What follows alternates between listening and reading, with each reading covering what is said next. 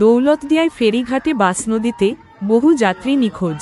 রাজবাড়ীর দৌলতদিয়া ৩ নম্বর ফেরিঘাট এলাকায় যাত্রীবাহী একটি বাস নিয়ন্ত্রণ হারিয়ে নদীতে পড়ে যাওয়ার ঘটনা ঘটেছে। বুধবার ২৫শে মার্চ ২০২৬ ইংরেজি বিকেলের দিকে এ দুর্ঘটনা ঘটে। প্রাথমিকভাবে জানা গেছে, ফেরিতে ওঠার সময় বাসটি নিয়ন্ত্রণ হারিয়ে সরাসরি নদীতে পড়ে যায়।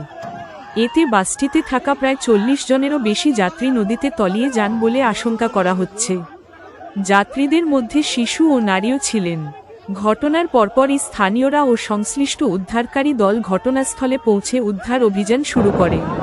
তবে সর্বশেষ খবর পাওয়া পর্যন্ত অনেক যাত্রী এখনও নিখোঁজ রয়েছেন।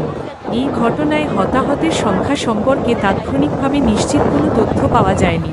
উদ্ধার কার্যক্রম অব্যাহত রয়েছে এবং প্রশাসনের পক্ষ থেকে বিস্তারিত জানানো হয়েছে। উল্লেখ্য, দৌলতদিয়া পাটুরিয়া নৌরুটে ফেরিতে ওঠানামার সময় প্রায়ই দুর্ঘটনার ঝুঁকি থাকে বলে স্থানীয়দের অভিযোগ রয়েছে।